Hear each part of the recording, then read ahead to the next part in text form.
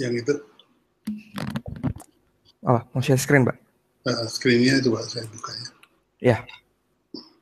Oke, ini sudah 100 orang datang. Wow. Right off the bat. Udah kelihatan? Assalamualaikum warahmatullahi wabarakatuh. Waalaikumsalam. Iya, selamat datang semuanya teman-teman ya. Kayak webinar kali ini hot banget. Cepet banget masuk langsung 100 gini. Biasanya tengah-tengah baru naik. Ya, pada berdatangan gitu Pak Bi. Belum masuk Pak Bi? Udah? Saya screen-nya, oke. Ya, udah siap Pak Bi ya? Siap. Oke, langsung kita buka aja. Assalamualaikum warahmatullahi wabarakatuh. Selamat malam teman-teman semua. Kali ini di Bram Webinar kita kedatangan tamu yang sangat-sangat spesial. Beliau adalah gurunya para guru. Beliau adalah pakar dan praktisi branding paling top se-Indonesia. Namanya Pak Subiakto. Aku sudah berbincang-bincang dengan beliau dan ilmunya mengerikan sekali. Dan secara pribadi saya juga ikut di kelasnya beliau. Dan kali ini kita akan ngebahas tentang branding basic ya Pak Bi ya. Iya. Iya. Nah, mungkin langsung ke Pak Bi aja menyapa teman-teman semua. Baik. Assalamualaikum warahmatullahi wabarakatuh. Selamat malam teman-teman semua. Terima kasih sudah hadir di webinar yang diselenggarakan oleh Bram. Kali ini kita akan membicarakan tentang topik All About Brand.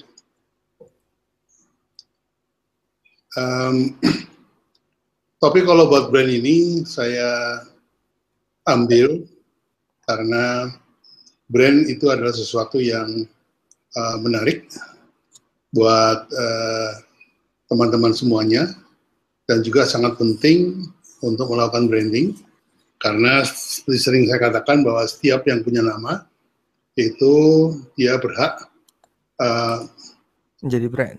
Iya, berhak mempunyai menjadi brand. Slide-nya belum muncul Pak Bi. Oke, saya masuk ke slide. Oke. Udah muncul? Udah. Oke. Saya malam ini akan bicara tentang rahasia di balik branding. Apa sih branding itu?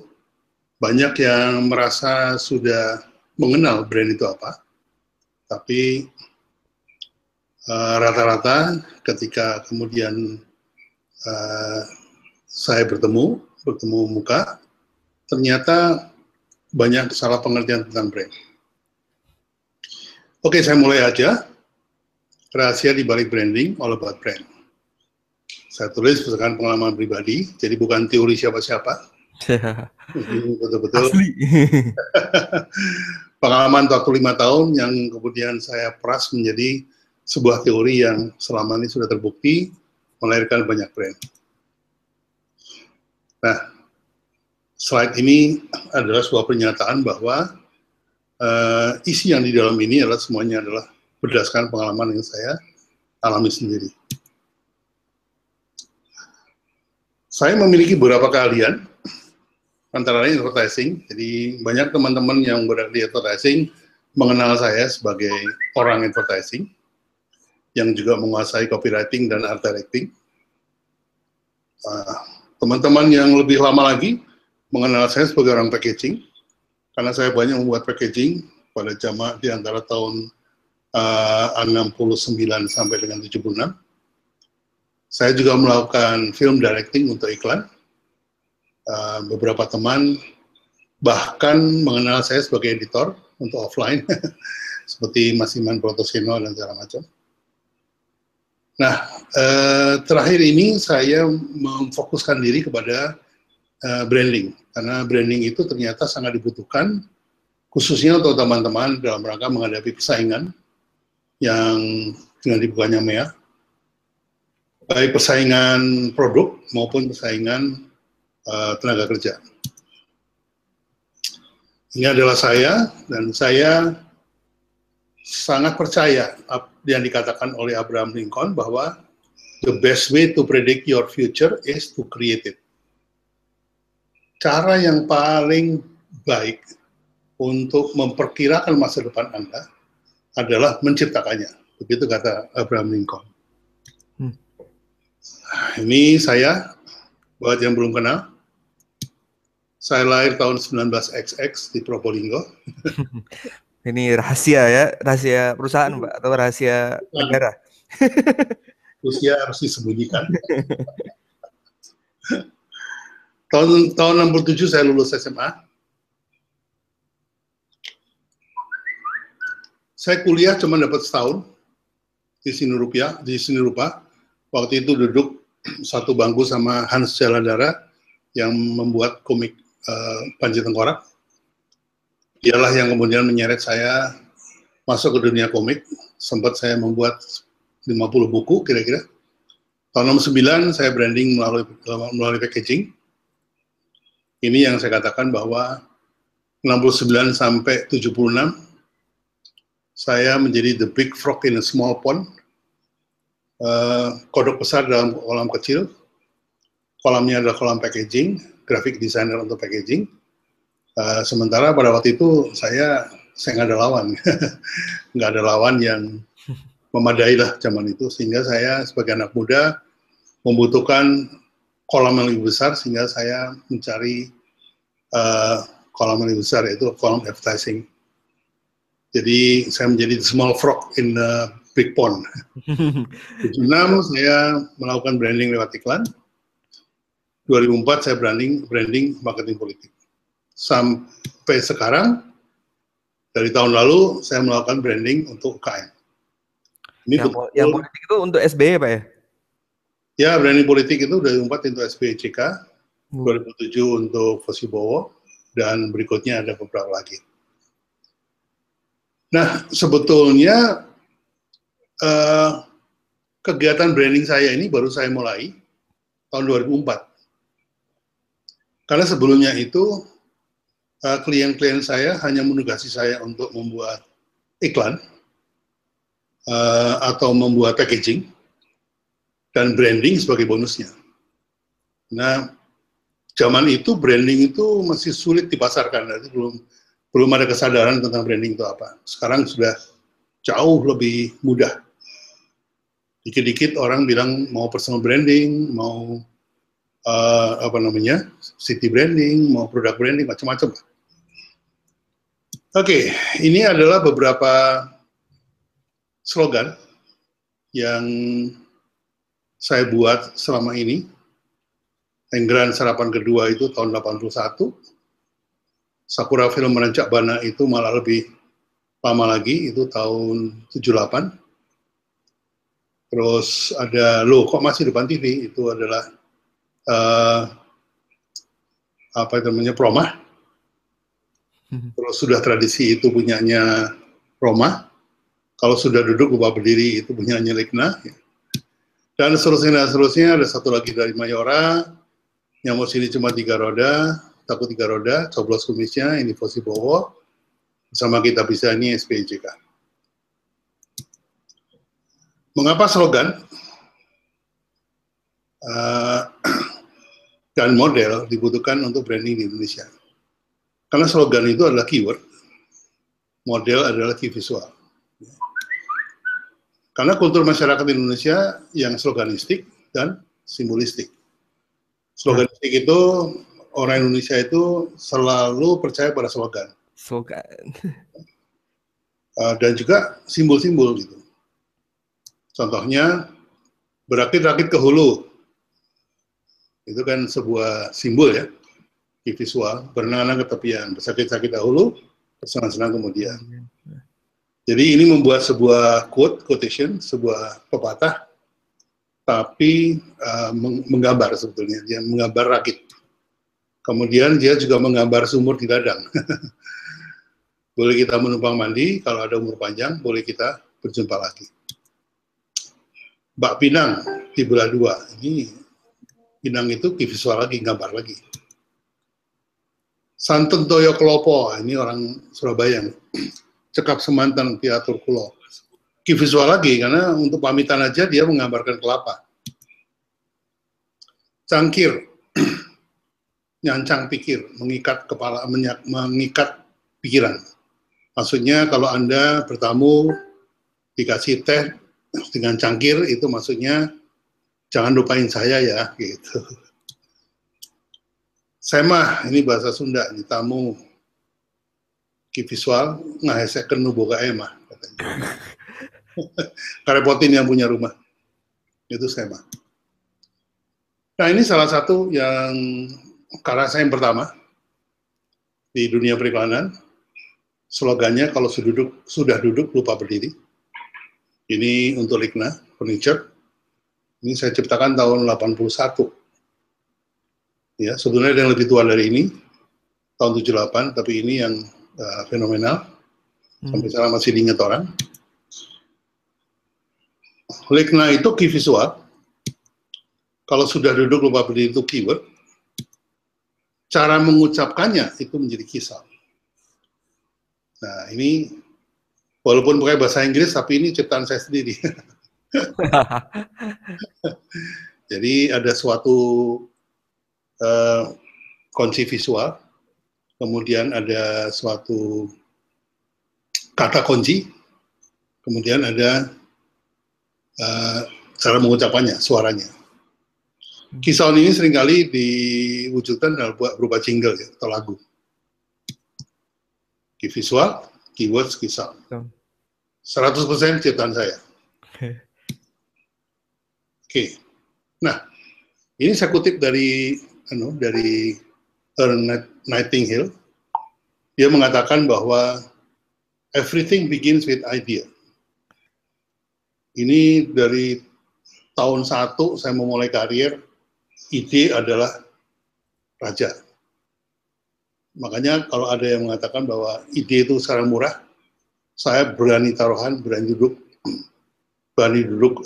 berhadapan dengan orang yang mengatakan itu. Saya buktikan bahwa idea is not cheap. Nah, semua itu diciptakan dengan ide, bukan dengan uang. Kan banyak teman-teman UKM yang, wah saya nggak punya modal nih buat mulai kerja. Ya. Oh, kita banget nih. Jadi sebetulnya nomor 1 itu bukan uangnya, tapi idenya.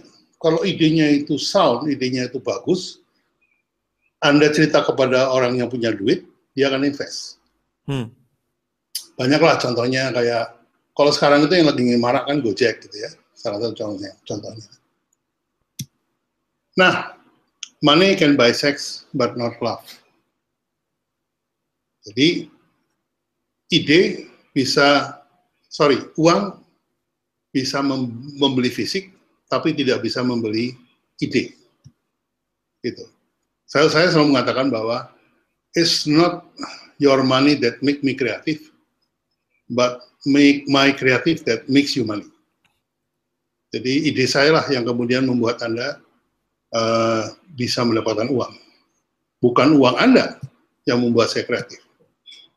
Jadi I'm not for sale, you cannot buy me. Gila banget deh. Kalau udah sikap kreatifnya keluar, itu udah nggak ada basa-basi lagi. Nah, love is value. Jadi kalau tadi itu seks adalah fisiknya, love adalah value-nya. Tapi mending love atau seks, Pak? Through sex you can express your love.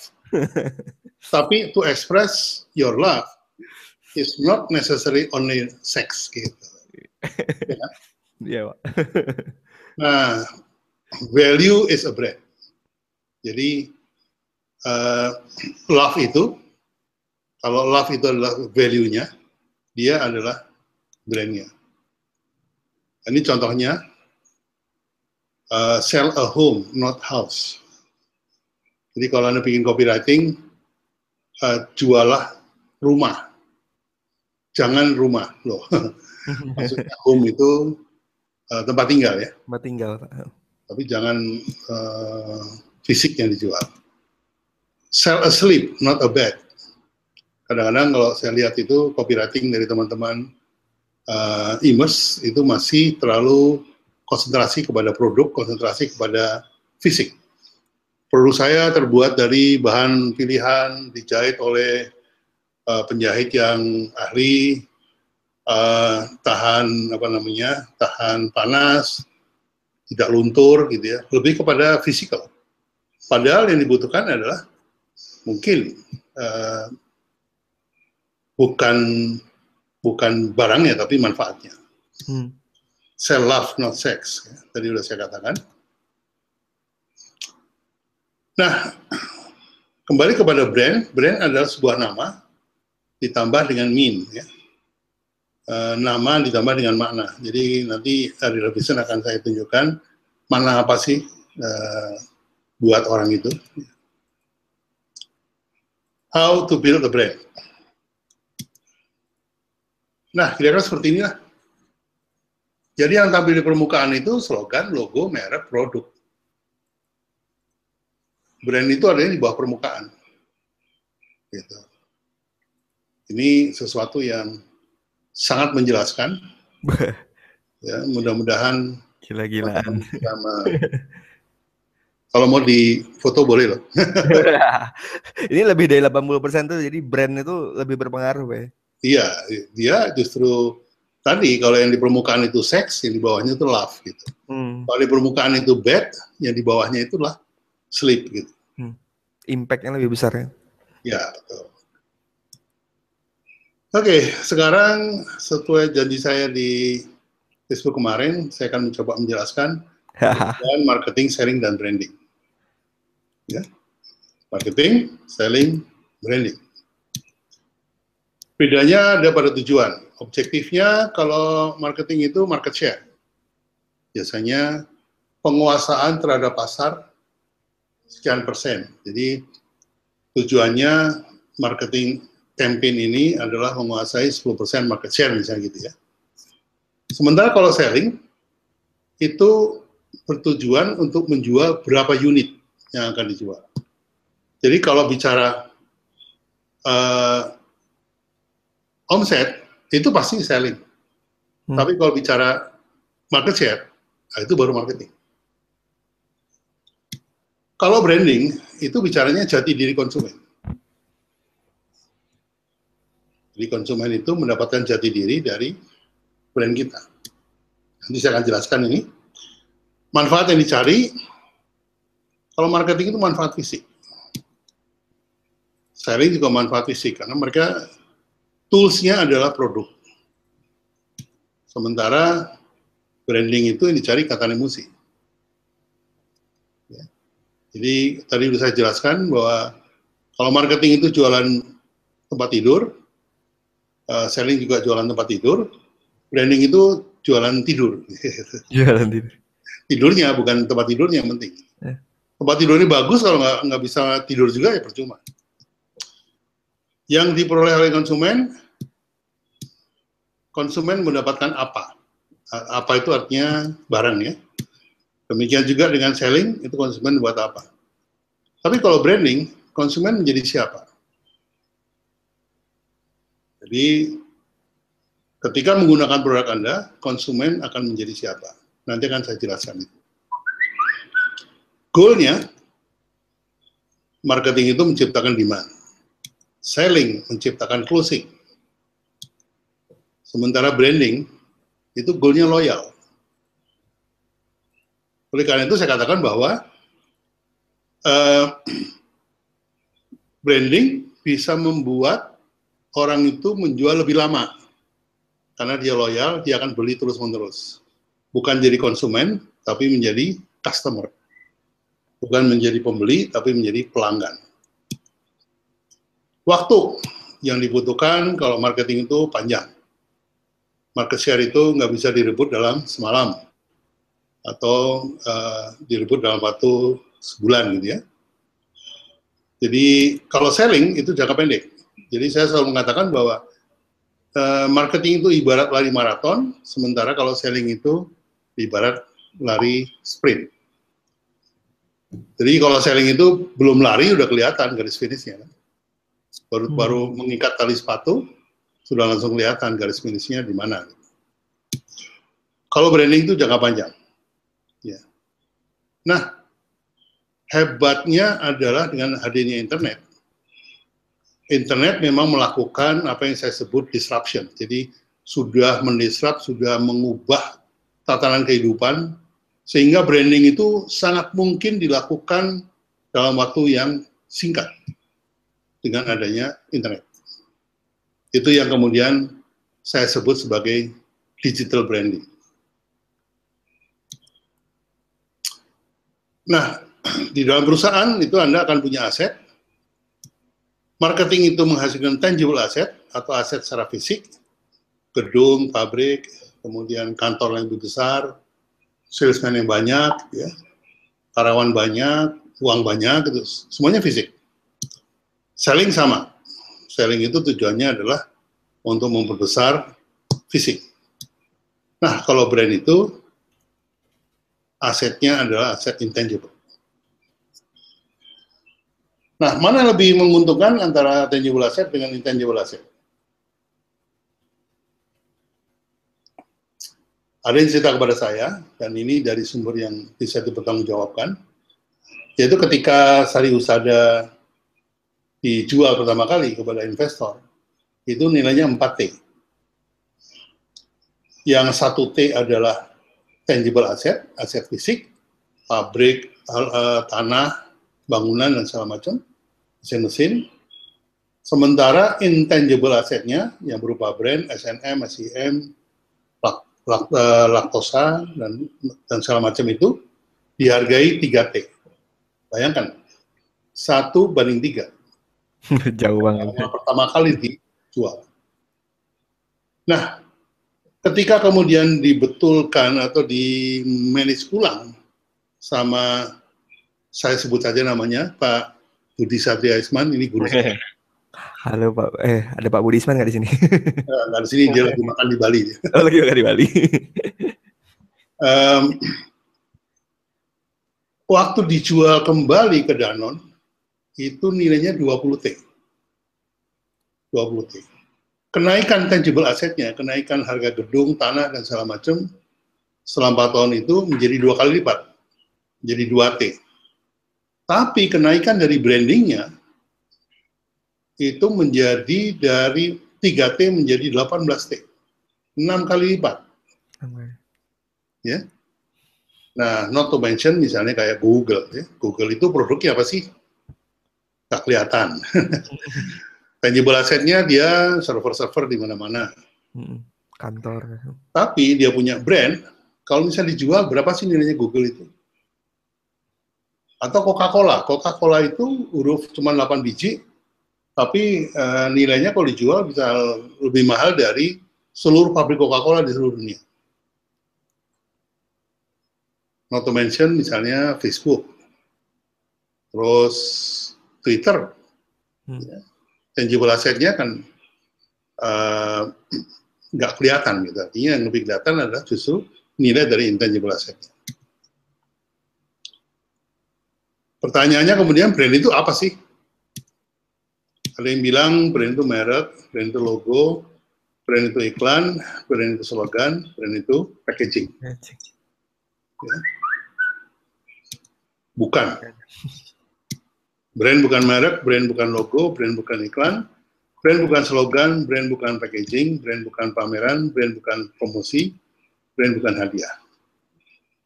Jadi saya selalu semangati teman-teman UKM bahwa mereka bilang saya nggak punya duit Pak untuk bikin iklan, gitu. Sehingga saya nggak bisa branding. Jadi seolah-olah brand itu dibangun dengan iklan. Betul bahwa brand itu butuh iklan, butuh logo, butuh merek. Tapi banyak cara untuk menciptakan brand. Jadi brand itu apa? Ini dulu nih harus kita sepakati. Brand adalah ikatan emosi antara produk Anda dengan konsumen. Jadi kalau sebuah merek sudah mempunyai ikatan emosi, ada yang merasa ketergantungan dengan merek itu, maka dia berhak disebut brand. Ketika sebuah nama sudah menjadi pujaan, sudah orang punya ketergantungan dengan nama itu, maka nama itu sudah berhak disebut brand. Ya, logo juga demikian, merek juga demikian, packaging juga demikian. Nah, titik kritisnya adalah terletak seberapa Anda bisa menciptakan nilai yang kontekstual. Jadi, sebuah nama menjadi brand untuk personal branding, itu tergantung seberapa Anda bisa menciptakan nilai yang kontekstual. Oke. Contohnya ini, brand bukan logo, dan logo bukan brand. Seorang polisi butuh seragam polisi untuk dipersepsi sebagai polisi oleh publik. Namun demikian, seragam polisi itu bukan polisi. Yang polisi itu ya orangnya, bukan seragamnya. Jadi kalau misalnya Anda mau bicara dengan polisi, tunggu dulu, saya tak pakai baju dulu. Gitu. Tapi kalau Anda mau bicara sama orangnya, bukan pada kapasitas sebagai polisi, ya boleh dia pakai kaos singlet juga nggak masalah, sarungan juga nggak masalah ya. Gitu. Jadi jelas ya bahwa polisi itu butuh baju dinas, tapi baju dinas itu bukan polisi. Brand butuh logo, tapi logo itu bukan brand. Kecuali logo itu sudah punya ikatan emosi dengan pelanggannya. Nah, ini pelan-pelan nih. Nah, mesti diulang-ulang supaya pemahaman. Mulai pusing soalnya. Ribet nih. Saya dulu datang ke seminarnya Pak Abi langsung, itu nggak ngerti Pak Abi. Pulang, ya masih banyak bertanya-tanya gitu. Justru ngertinya malah setelah webinar ya. Iya. Iya, karena seolah-olah ngomong langsung sama saya ya. Oke, sekarang saya coba menjelaskan hubungan produk, merek, logo, dan brand. Contohnya ini. Ini adalah sebuah sepeda motor yang memberikan manfaat fisik, yaitu bila seseorang duduk di atasnya, manfaat yang didapat adalah secara fisik dia bisa pergi dari satu tempat ke tempat lain. Ya, atau misalnya produknya jam, maka secara fisik Anda bisa melihat sekarang itu jam berapa. Seperti itu. Nah, ini adalah sebuah merek. Merek itu adalah nama untuk manfaat fisik tadi. Jadi kalau saya lihat merek ini, saya akan mendapatkan manfaat fisik dari produknya. Ya. Ini adalah logo. Logo itu sebuah tanda bahwa kalau saya melihat logo ini, saya akan bisa mendapatkan manfaat fisik tadi. Bisa naik motor dari satu tempat ke tempat lain. Gitu. Udah jelas ini ya Bram ya? Moga-moga Pak. Ini sedang ngolah data. Nah, yang disebut brand itu ini. Ya. Ini adalah brand yang sudah terjalin ikatan emosi. Jadi ikatan emosi yang paling tinggi itu kan cinta ya. Jadi ketika orang itu sudah jatuh cinta dengan brandnya, dengan mereknya, maka logonya pun dia tato di badannya. Dia bilang, I will bring you to heaven. Saya akan bawa kamu ke sorga.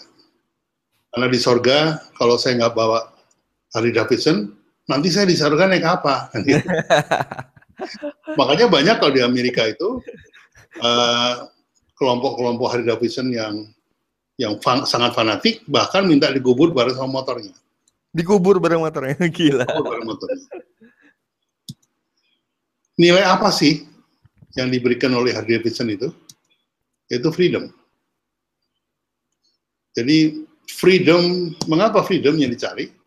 Karena pada hakikatnya kebanyakan di top eksekutif itu dia merasa stres dengan adanya target, omset, tanggung jawab, stres dengan program, waktu, komitmen, dan segala macam, sehingga dia sekali-sekali dia perlu lepas dari semua itu, dan dia merasakan kebebasannya ketika naik Harley Davidson. Makanya kalau kita lihat orang naik Harley, itu pasti kesannya ugal-ugalan. Kenapa? Dia merasa bebas, dia merasa menguasai jalan. Saya adalah pemilik jalan. Itu kerjaan orang stres. Tahun 93 sampai 97 saya termasuk orang stres. Ikutan Mbak, ikutan grup ini Mbak? Iya, saya jadi ketua, dan kemudian saya punya sepeda motor sampai 18 biji. Jadi yang wah gila. Waktu itu masih murah tahun 90. Bagaimana Harley Davidson membangun brand? Itu dengan knalpotnya. Saya nggak tahu ini suaranya bisa kedengaran apa enggak, tapi kalau dengar suara knalpot ini, ya, ini adalah khas suara knalpot dari Harley Davidson. Oh. Kedengaran? Kedengaran Mbak. Knalpot ini suaranya dihasilkan oleh Harley Davidson sampai yang namanya. Nah kalau ini knalpot ini juga. Pas lagi digeber inget suaranya. Kecilin ya? Ya kecil Mbak. Ya. Ini didaftarkan secara internasional, desibelnya, frekuensinya. Sehingga ketika ada sepeda motor lain, pada waktu itu Honda membuat suara yang desibelnya sama, dia diminta untuk membatalkan produksinya. Dan secara paten, dia menang. Oh, gila. Sampai suara Pak ya bisa dipatenin. Suara knalpot itu lahir dari mesin ini. Mesin V2 yang dia secara pergantian pistonnya naik turun sehingga menghasilkan suara itu. Ketika sepeda motor dari Jepang membuat V2 juga, otomatis suaranya seperti itu. Nah, sehingga kemudian dia disu untuk menghentikan produksinya. Nah,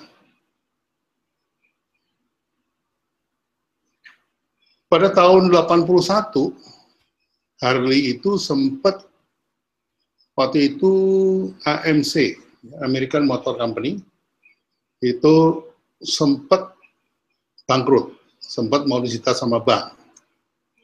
Kemudian Willie G, itu cucu dari pemilik Harley,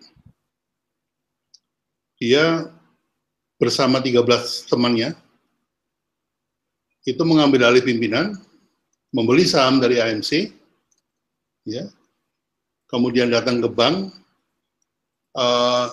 dia meminta kepada semua karyawannya, buruhnya, untuk semuanya naik Harley, tidak ada lagi yang naik mobil, tidak ada lagi yang pakai jas, semuanya naik Harley. Dan itu mereka menandatangani purchase order, yang lalu dibawa ke bank untuk mendapatkan kredit. Nah, sehingga 15.000 karyawan itu satu persatu mendapatkan produknya. Jadi sampai mungkin lebih dari setahun, Harley Davidson itu pabriknya hanya membuat produk untuk buruhnya, untuk karyawan sendiri. Oh, gila. Tidak untuk dijual kepada publik. Sehingga kota Milwaukee pada tahun 81 itu kemudian dikuasai oleh rombongan Harley seperti ini. Ya. Setiap pagi mereka dibangunkan oleh suara knalpot. Setiap sore mereka juga dibangunkan oleh knalpot. Dan suara knalpot ini sudah membuat branding yang mengakibatkan Milwaukee menjadi kota Harley Davidson. Gitu. Jadi Harley tidak pernah pasang iklan. Harley menggunakan knalpotnya untuk membranding sebuah kota yang namanya Milwaukee. Nah, ini Willie G mengatakan bahwa komitmen create brand loyalis. Jadi kalau Anda komit, Anda akan mendapatkan konsumen-konsumen yang loyal. Oke. Ini kata Gomblo almarhum, kalau cinta sudah melekat, tai kucing rasa coklat. Untuk diketahui naik Harley itu nggak enak. Udah berat, mesinnya 1340 cc, kita duduk di atas mesin, bayangin.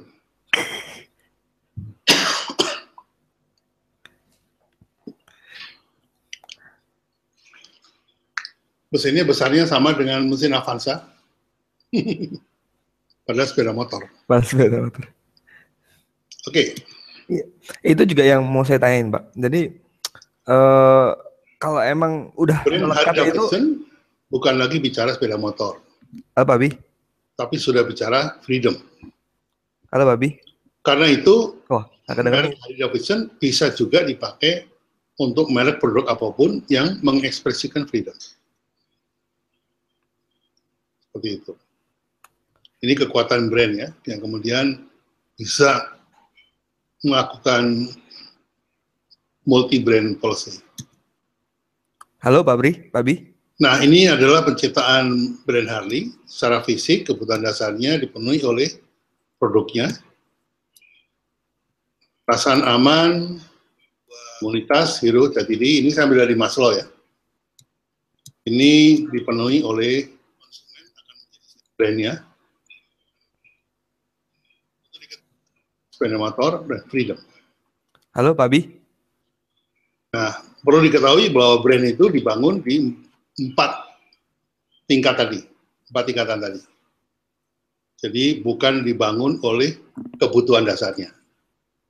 Jadi orang membeli Harley Davidson itu bukan mencari sepeda motor. Kalau sepeda motor, Honda bebek juga cukup ya. Tapi Pak Bi, halo. Mencari sebuah jati diri. Halo, Pak Bi. Kepuasan batin, tampak keren, mengalahkan orang lain, nah itu. Waduh. Itulah fungsi dari kedengeran, brand. Babi. Jadi ujung-ujungnya brand itu harus menjadi jati diri dari konsumennya atau pelanggannya. Contohnya lagi, ini waktu saya bikin Kopiko, kebutuhan dasarnya adalah kopi, perasaan aman karena bisa dikonsumsi dimanapun, kapanpun, komunitasnya ada komunitas sibuk, ya. Hero-nya adalah tidak ngantuk.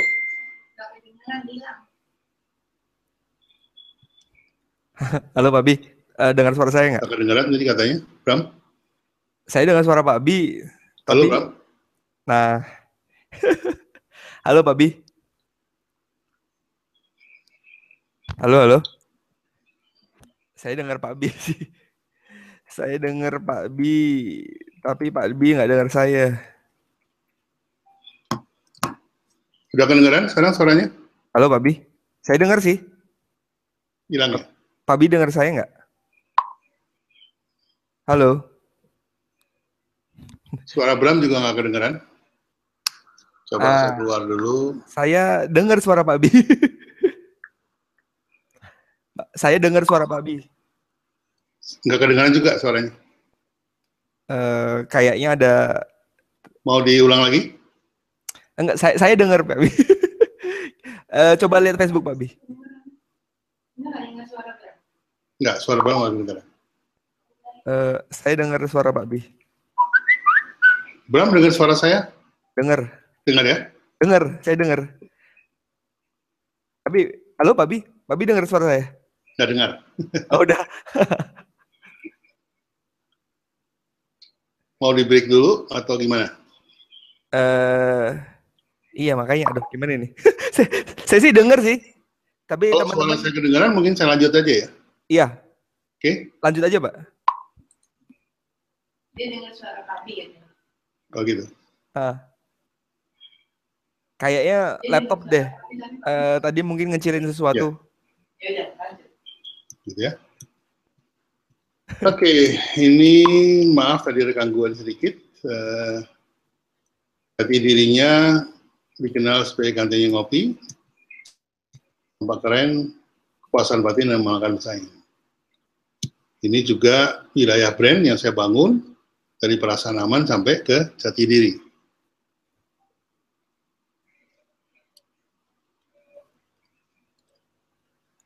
Oke, sekarang Halo, Pak Bi, denger? betul. Karena speakernya tadi saya kecil. Itu maksudnya. Gara-gara knalpot. Kenapa tadi? Ya, sip, udah. Oke. Ya, lanjut. Demikian juga extra joss, ya. Kebutuhan dasarnya minuman energi, perasaan aman karena harganya murah, komunitasnya komunitas pekerja yang hemat, hero-nya adalah pekerja paling keras, dan jati dirinya dikenal ini biangnya. Jadi biang minuman kesehatan. Ini yang kemudian saya bangun untuk extra joss. Jadi 3 contoh ini mudah-mudahan bisa ditangkap dengan baik oleh teman-teman, bahwa hasil akhir daripada brand itu adalah menjadi jati diri. Ya. Contoh berikutnya, produk memberikan manfaat fisik, brand memberikan manfaat emosional. Contohnya ini, the best coffee adalah physical benefit, sementara the best you adalah emotional benefit. Jadi yang pertama memberikan physical benefit, yang berikutnya adalah memberikan jati diri. Jadi kalau saya kembali kepada slide ini, jelas ya, kebutuhan dasarnya tadi diberikan rasa kopi yang enak oleh Starbucks, dan the best you adalah jati diri. Oke. Brand memberikan nilai tambah. Ya, contohnya ini sebuah komoditas, segelas kopi di warung harganya Rp8.000. Kadang-kadang ditawar juga Rp8.000. Dibilangnya kemarin masih Rp5.000, sekarang Rp8.000. Iya Bu, soalnya premium naik ya, bensin naik. Apa hubungannya bensin sama kopi? Kan bikin kopi nggak pakai bensin. Oke, tapi ketika ditambah dengan merek ini yang sudah menjadi brand, karena sudah ada ikatan emosi dengan Anda bersedia membayar Rp48.000. Betul kan? Siap. Benar, Pak. Benar banget. Belum pernah lihat Anda ini membeli Starbucks itu pakai nawar loh. Begitu disuruh bayar Rp48.000, bayar. Iya, kalau saya malah milihnya ada yang paling mahal nggak gitu, Pak? Karena apa? Karena Starbucks sudah menjadi jati diri dari orang yang beli itu, dari konsumennya. Mengapa? Selisih Rp40.000 itu Anda rela bayar itu untuk apa sistemnya? Nah, ini yang menguntungkan dari segi yang saya katakan tadi, bahwa brand itu bisa membantu mendapatkan value dari selling yang lebih baik, bisa memberikan closing yang lebih baik kalau untuk sales, atau kalau untuk marketing bisa memberikan market share yang lebih besar. Karena apa? Karena sudah terjadi ikatan emosi tadi. Ya, yang Rp40.000 itu untuk bayar gengsi dan juga membayar lifestyle. Nah, yang dicari orang membeli Rolex itu apa sih? Bukan jam tangan. Karena kalau jam tangan secara fisik, pengalaman saya pakai Rolex itu malah tidak nyaman ya, karena setiap hari selalu aja mesti diputer, digeser 3 menit gitu. Mengapa? Karena dia masih menggunakan manual. Otomatiknya itu otomatik manual, jadi mechanical, bukan manual. Sementara kan kalau digital ya sudah pasti tepat lah waktunya. Cuma Rolex itu memberikan jati diri buat orang-orang yang sukses. Orang yang sudah sukses rata-rata beli Rolex gitu. Tapi bisa juga orang yang pengen dibilang sukses beli Rolex, kan gitu ya. Gitu, Bro. Jadi Pak Bi ini nyobain semuanya gitu, Pak Bi? Iya, gitulah namanya juga. Orang brand kan harus ngerasain semua. Gitu. Harley juga gitu, beli Freedom. Ya. Dia nggak beli sepeda motor. Kalau beli sepeda motor, lebih baik beli skuter atau beli Honda bebek. Demikian juga Starbucks. Starbucks itu orang membeli gengsi dan lifestyle. Ini jati diri semua ini. Kalau you lihat saya di Starbucks, you tahu dong siapa saya, gitu kan. Si and to be seen-nya itu kelihatan banget. Nah, kalau Anda pakai Apple atau Macintosh, maka Anda mau membeli canggih. Walaupun barangkali ada yang lebih baik, tapi orang tetap kesannya adalah canggih. Kenapa? Ini ciptaan Steve Jobs, gitu kan? The genius di dunia komputer. Nah, jadi di sini kelihatan bahwa tujuan dari brand itu adalah jati diri dari konsumennya. Jadi kalau Anda bikin brand campaign, itu adalah kampanye untuk menciptakan ikatan emosi antara produk Anda dengan konsumen Anda. Kalau itu sudah sampai terjadi, ada rasa cinta, maka yang paling tinggi tingkatannya adalah jati diri.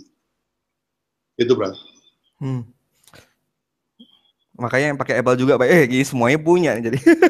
Iya.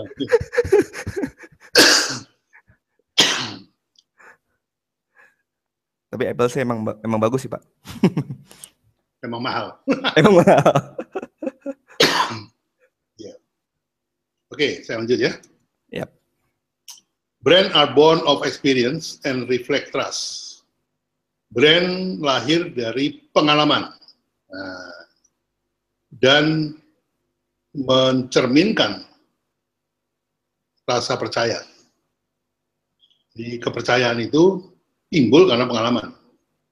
Makanya kalau tadi Bram bilang, saya sudah coba semuanya. Iya, kenapa? Karena saya dengan mencoba itu kemudian saya mendapatkan trust terhadap teori jati diri tadi. Ya, saya nggak kepingin dibilang sukses lah, biasa aja. Oke, nah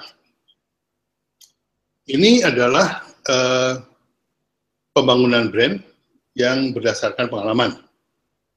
Tadi kan ya, bahwa brand are born of experience and reflect trust. Jadi nggak cuma agama yang mengajarkan brand heaven dan brand hell. Maksudnya mengajarkan heaven dan hell, sorga dan neraka. Brand juga mengajarkan ada brand heaven, ada brand hell. Salah satu contoh brand yang sudah masuk brand heaven, ya tadi keempat yang saya sebut tadi, ya, barang apapun ditempelin mereknya atau logonya, itu laku. Sama kayak Hello Kitty itu, mau pensil, mau stip, mau tas, mau sepatu, mau kaos kaki, asal semua terjual. Ya, dibeli semua, bener. Nah, itulah brand heaven. Yang ditentukan oleh pengalaman pertama. Ya, pengalaman ya, bukan pengalaman itu nggak cuma produknya aja, tapi juga atmosfer, suasana juga diperlukan. Jadi ada salah satu pelaku UKM di Surabaya jualan soto, di Ambengan sana, dia buka dari jam 5 tutup jam 9. Ya, itu dia bikinnya cuma 200 mangkok. Saya tanya, kok cuma 200 sih? Ya Pak, 200 yang ke 201 itu sudah rezeki orang lain. Gitu. Padahal sebetulnya kalau saya perhatikan, 200 itu adalah kemampuan dia untuk menjaga kualitas. Karena tidak ada tukang soto yang menimbang bumbunya.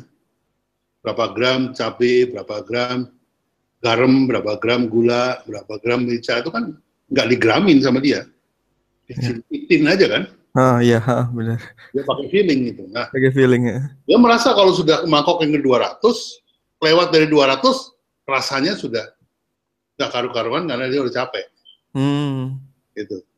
Sehingga kalau dilihat jam operasinya dari jam 5 sampai jam 9, kalau 1 jam dia itu menjual 50 mangkok.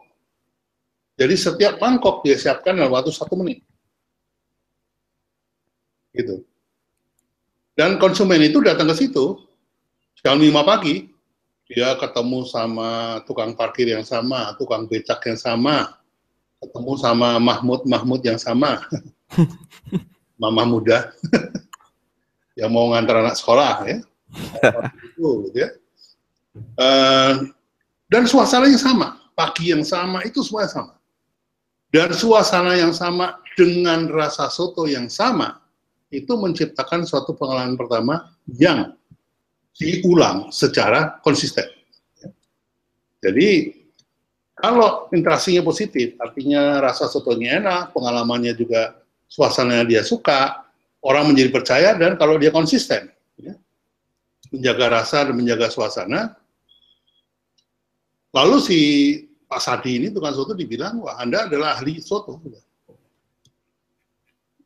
Membangun kredibilitas dan kemudian jadilah loyalitas. Orang-orang yang datang setiap pagi itu sama orang. Yang jam 6 sampai jam 7 sama orang.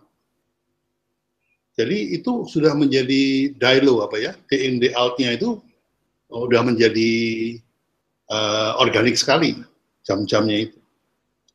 Tapi kalau pengalaman pertama kemudian ternyata interaksinya negatif, orang tidak percaya, tidak konsisten, tidak punya otoritas, tidak kredibel, dan otomatis tidak ada loyalitas.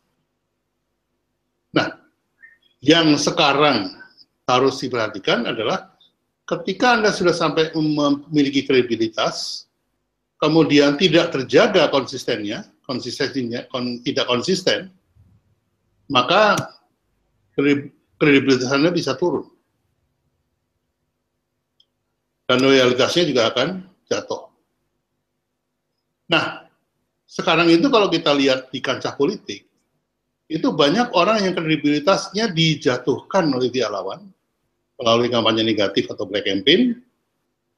Nah, orang-orang semacam saya ini, orang-orang seperti teman-teman itu, kebanyakan brand consultant itu, menjaga bagaimana kredibilitas yang turun itu kemudian bisa naik kembali. Nah, yang mahal tuh itunya.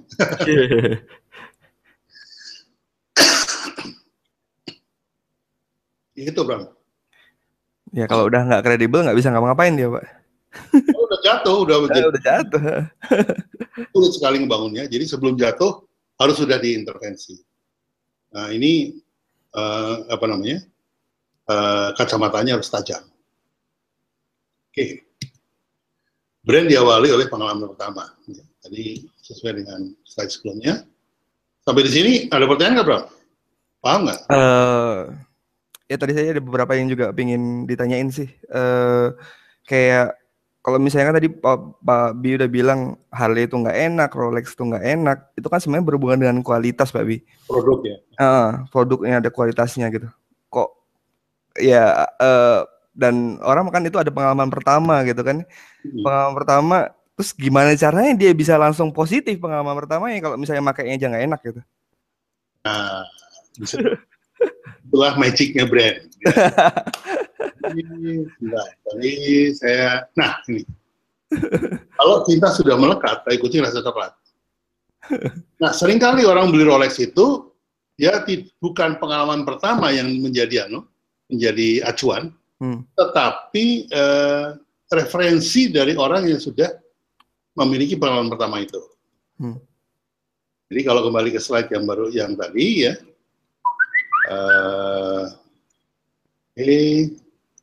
bentar.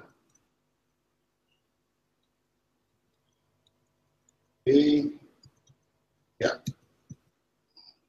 Nah, slide ini, ketika orang yang loyal kemudian memberikan referensi, memberikan referral ya, atau tentang kredibilitas daripada produk itu, maka orang kemudian membeli. Nah, ini kekuatan brand. Membeli karena brand, bukan karena produk. Jadi, seperti saya katakan tadi bahwa orang membeli Harley, bukan membeli sepeda motor. Dia membeli freedom. Bersama teman-temannya, ayo kita ramai-ramai ke puncak. Ngapain? makan Powerches. Overjust. Nah, kalau nggak naik Harley, lu nggak boleh ikut loh. Wah, gue punya BMW, nggak boleh ikut. Gue punya BMW, nggak boleh ikut. Dia mau masuk ke dalam kelompok itu, di dalam komunitasnya itu, dia harus beli produknya. Nah, ini semuanya udah permainan antara komunitas, kemudian di komunitas itu dia menjadi hero, motornya paling baru, misalnya motornya paling custom, atau motornya paling butut gitu ya. Dan itu jati diri dia. Gitu. Nah, itulah kekuatan daripada brand. Nah, itu yang saya bilang, brand itu punya magic yang tidak dimiliki oleh produk. Nah, ini teman-teman marketer dan juga teman-teman yang melakukan selling, itu lebih baik approach-nya bukan menjual produk, tapi melainkan menjual tadi. Bukan dapat apa, kalau you beli produk saya, Anda dapat apa, bukan itu. Tapi kalau Anda beli produk saya, Anda menjadi siapa? Itu lebih penting. Nah, ini teman-teman ini saya perhatikan masih banyak yang jualan sendal karena karetnya kualitas nomor 1, desainnya gitu. Jujur aja emang belum nyampe ilmunya Pak. Ini ilmu yang jarang banget. Emang itu harus diakui lah. Dari teman-teman IMAR atau yang lain ya. Kalau iklan di Facebook Ads juga kita mikirnya ya udah langsung gimana closing kan. Gimana ngebangun brand itu nomor sekian gitu. Betul. Nah, Anda kan menjadi perantara, bukan pemilik produk kan. Iya. Kalau Anda pemilik produk, Anda mesti nge-brand produknya. Tapi sebagai reseller, sebagai associate, Anda bisa nge-branding personal brand Anda bahwa Anda mempunyai Midas Touch. Midas Touch itu apa yang Anda pegang jadi duit. Nah, itu harus diterapkan. Jadi Bramantio ini bisa membranding dirinya, apapun yang gua jual jadi duit. Mantap. Ini branding itu perlu. Bisa dipakai ini. Kalau Bram udah ikut ya kelas saya ya? Udah ikut. Teman-teman mau mengikuti kelas saya, kelas All About Brand ini masih angkatan pertama, ya investasinya 3,5 juta, ya mungkin sekali ke kafe udah habis duit segini. Apa sih yang diperoleh? Yang Anda peroleh di kelas All About Brand itu di subiakto.net, 12 e-book rahasia di balik brand-brand yang saya besarkan lewat iklan. Kemudian 12 video penjelasan tentang apa yang tertulis di e-book langsung dari saya pribadi. Mungkin kedepannya akan saya rubah menjadi webinar supaya lebih. Iya dong Pak. Saya perlu moderator kalau Bram mau. Siap. Saya, waduh. Saya siap. Sekali. Nanti mendapatkan kaos All About Brand, mendapat sertifikat keikutsertaan dalam kelas All About Branding. Yang kedua, nanti ada hard copy daripada e-book tadi dikumpulkan, ditulis kembali oleh penulis buku, nanti akan saya bagikan gratis kepada yang ikut kelas saya. Itu kalau saya jual harganya 1 juta. Saya kok belum dapat kaos sih Pak. Nanti di akhir ini. Nanti. Kalau dikasih sekarang nanti udah keburu bulukan nanti.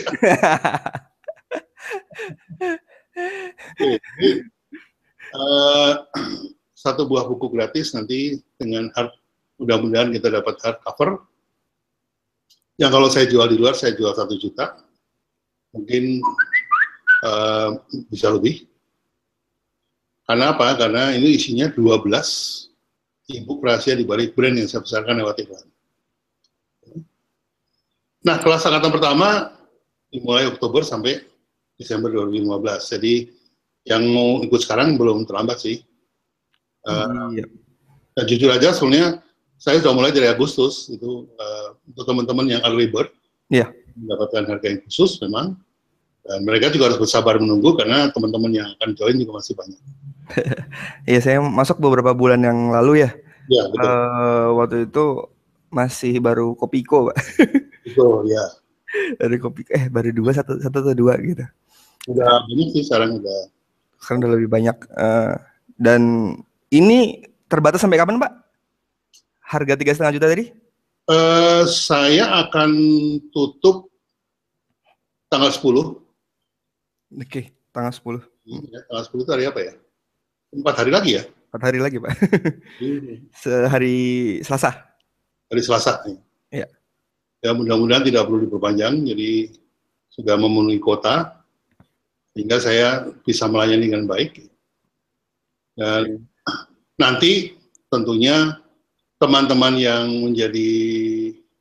mengikuti kelas ini, karena saya kemudian punya nama-namanya, saya akan beri bonus, yaitu konsultasi secara pribadi dengan saya.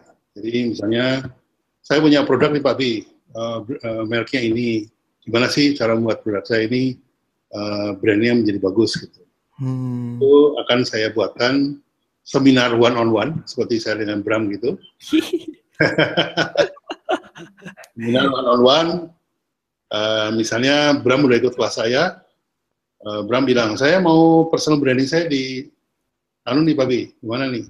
Positioningnya apa, dan segala macam. Nah itu, untuk murid-murid yang kelas saya, akan saya kasih 1 kali. Kalau saya unlimited nggak, Pak? Sebagai moderator ya. Itu akan saya mulai mudah-mudahan 1 Desember persiapan siap. Jadi itu nilainya 1 jam itu 1 juta. Jadi dapat bonus lagi dari saya. Anda bisa konsultasi gratis 1 kali kalau Anda ikut kelas saya. Oke, kita boleh tanya jawab dulu, Pak? Boleh, silakan. Oke, ya silakan teman-teman ya yang mau bertanya kepada Pak Bi.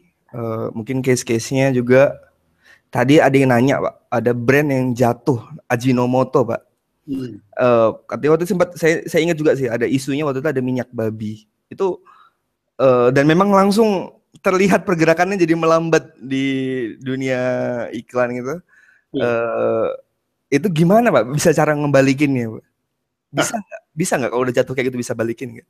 Tadi kan saya udah bilang bahwa kalau dia sudah jatuh, itu harus diintervensi sebelum terlalu dalam dia jatuhnya, masuk brand hell. Ya. Kalau sudah masuk brand hell, dia harus ganti merek. Atau kalau mau power by Ajinomoto, tapi mereknya sudah ganti lain. Misalnya Sedapin gitu ya. Atau ya ganti merek. Dia harus bangun lagi dari awal. Ya, itu ya problemnya yang harus dihadapi oleh brand yang sudah jatuh. Lihat wajahnya Pak Bi dong, webcamnya. Webcam saya nyalanya gimana ya? Ada gaptek. Kemarin di close aja Pak, berbagi layarnya, stop aja. Di close? Berbagi layarnya, kan ada di layar. Oke. Udah nggak diperlukan lagi ya? Jualannya ada di saya. Saya kan juga mau jualan, Pak. Jualan punya yang Pak Bi maksudnya. Ini ini udah kelihatan Pak Bi. Sip. Udah kelihatan kan teman-teman wajah gantengnya Pak Bi ya? Pak Bi yang ngomong tadi. Oke, ini tapi ada satu produk yang seperti anomali, yaitu minyak tawon. Packagingnya jelek, harga mahal. Apakah dengan kualitas yang bagus bisa sebuah merek mendapatkan brand secara otomatis, Pak?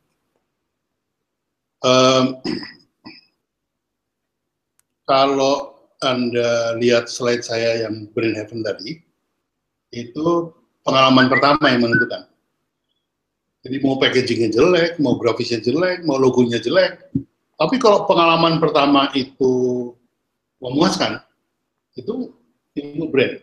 Jadi kalau misalnya Anda beli martabak di pinggir jalan, terus begitu digigit langsung enak, Anda langsung lihat, ini martabak nih siapa nih? Oh, Mang Udin. Ya udah, Mang Udin itu jadi brand buat Anda. Jadi ingat Mang Udin, ingat martabak, ingat Mang Udin. Jadi yang paling penting adalah ingat manfaat daripada produknya. Jadi intangible value-nya yang diingat, bukan produknya yang diingat. Itu sih. Nah, ini ada lagi pertanyaan, apakah brand itu bisa dibangun dalam waktu kurang lebih 1 tahun? Dan kalau bisa caranya gimana Pak Bi? Eh, bisa banget. Saya pernah membangun brand produk, itu namanya Sanaflu. Sanaflu itu dari Bandung. Itu saya ingat banget tuh tahun 93 saya buat itu. Itu kalau Anda ingat iklannya yang damkar itu, Danwir ya. Ada kebakaran, terus dia nyetir gitu. Iya. Tapi yang nyetirnya itu batuk pilek. Batuk pilek, iya benar. Kemudian kejadian itu yang jadi bintangnya, dia bilang, minum Sanaflu, belum tahu dia. Nah, itu dalam 1 tahun, saya campaign itu, waktu itu masih menggunakan iklan karena sosial media belum ada, itu dia mencapai top of mind. Jadi di tahun 1994,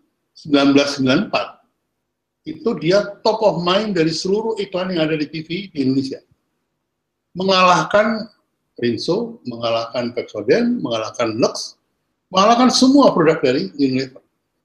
Sampai Unilever itu penasaran, berapa sih budgetnya si Sanaflu ini kok bisa top of mind-nya mengalahkan mereka. Di situ timbul kebanggaan saya lah ya. Iya. Praktisi lokal gitu bisa menciptakan brand dalam waktu yang sangat singkat, mendapatkan top of mind gitu ya. Tapi itu baru tingkatnya awareness. Dengan awareness kita mendapatkan top of mind. Tapi belum sampai menjadi jati diri.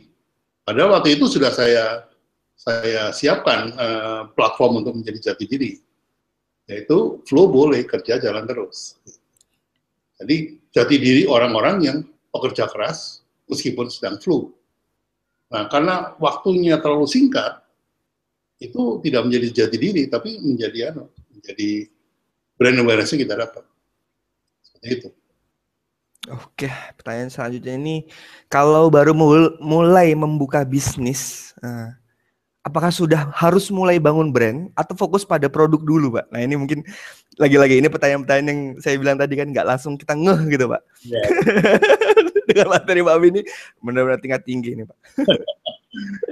Nggak apa-apa. Sebetulnya jawabannya simpel sekali. Ketika Anda lahir, ketika Bram itu lahir, dikasih nama Bramantio itu nunggu sesudah besar atau pada waktu lahir langsung dikasih nama? Ya, beberapa waktu, Pak, setelah lahir, Pak. Iya, berapa hari lah ya. Iya. Jadi nama itu bisa diberikan bersamaan dengan lahirnya produk. Nah,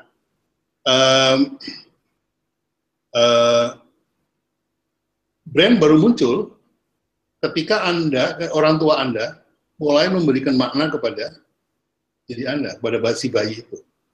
Jadi kalau bayi ini unik, maka dia namanya langsung terkenal, bisa langsung menjadi brand. Misalnya lahir langsung bisa nyanyi gitu ya. Nah, itu masuk koran dan kemudian dia terkenal menjadi brand. Jadi kalau menurut saya, bisnis pemula pun juga harus mulai membuat brand. Right away, langsung harusnya. Langsung, karena ikatan emosi itu sangat penting. Dia yang mengubah seorang pembeli menjadi pelanggan. Seorang konsumen menjadi customer. Itu adalah brand. Oke. Nah, ini ada pertanyaan yang keren juga nih. Perbedaan mendasar branding untuk produk atau barang atau jasa dengan orang gitu, Pak. Apa sih perbedaan mendasarnya? Perbedaan yang paling mendasar adalah kalau produk itu ketika produk itu mempunyai kekurangan, kita nggak bisa langsung rubah tuh produknya. Kita nggak bisa bilang ke pabrik, tolong rubah produknya begini-begini, nggak bisa. Iya benar. Oke. Tapi kalau membranding orang, terus orang itu punya kekurangan, kita bisa bilangin dia. Kita bilangin sama dia bahwa kalau ngomong jangan begitu, jangan marah-marah depan publik, misalnya gitu. Oh, berarti direm gitu ya. Terus bajunya, dasinya jangan miring. Kalau bicara harus menggunakan gesture, apakah tangan, ataukah pandangan mata atau merotot ya. Mengapa? Karena ketika terjadi komunikasi, hanya 7% orang itu mendengarkan kata-kata. Tapi 93%-nya itu melihat gesture. Gesture ya. Makanya sebuah webinar itu sebaiknya menampilkan slide, karena slide itu gesture. Ya, gesture itu yang diingat. Kalau kata-katanya mungkin, oh Pak Abi ngomong apa tadi ya? Nah, oleh karena itu saya berani membuka rahasia semua ilmu saya. Mengapa? Karena saya yakin bahwa hanya 7% yang terserap. Jadi kalau Bram udah ikut kelas saya, maksudnya udah ikut workshop saya secara pribadi, kemudian ikut kelas saya lagi, kemudian ikut webinar, baru ngerti, itu karena 7% tadi. Jadi ini adalah untuk membranding orang ya. Dan yang diperlukan adalah disiplin. Artinya kalau membranding produk itu yang diperlukan strategi. Tapi kalau membranding orang itu harus disiplin, harus nurut istilahnya. Kalau dibilangin ya harus manut, kalau nggak manut ya saya lepas tangan. Begitu kira-kira. Nah, ada dua mungkin yang kita bisa bilang penting banget untuk basicnya itu, Pak. Yang pertama adalah pas membuat nama. Yang kedua adalah untuk kejadian di digital sekarang adalah nama website. Gimana caranya website itu bisa nge-brand dengan benar gitu, Pak. Jadi nama dan website. Ya, betul. Nama itu kalau bisa, itu memberikan value daripada produknya. Kayak nama Bramantio itu sama orang tua sudah diberikan maknanya apa. Contohnya saya dikasih nama Subiakto. Su itu orang Jawa kan kelebihan. Yakto itu adalah jiwa kepemimpinan. Maka Subiakto adalah orang yang memiliki jiwa kepemimpinan. Ya. Kalau nama itu seperti itu. Kepada produk juga begitu. Ketika saya kasih nama Kopiko, itu karena memang produknya permen kopi. Tapi bukan kopi. Ini kopi dalam bentuk permen. Jadi kopi ko. Ko-nya itu adalah kayak co-pilot gitu lah. Co-pilotnya kopi ya ini. Gitu. Ya, seperti itu. Jadi kalau ganti yang ngopi ya?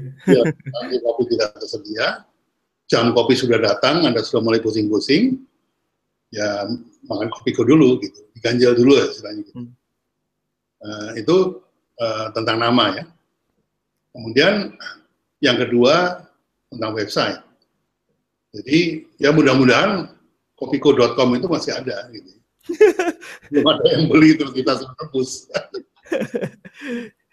Nah, kalau kita masuk ke dunia digital atau internet, itu suka nggak suka, effort kita itu adalah untuk terlihat di Google. Kalau nama kita ada di Google halaman 1, kemudian kita dicari dengan manfaat yang kita berikan, gitu misalnya ingat beras, ingat Kosmos, atau ingat gantinya ngopi, ingat Kopiko kan. Itu kalau ngetik Kopiko harus keluar gantinya ngopi. Kalau ngetik gantinya ngopi harus keluar Kopiko kan gitu ya. Itu mungkin kamu sebagai ahli SEO, saya diketawain juga ngomong gitu.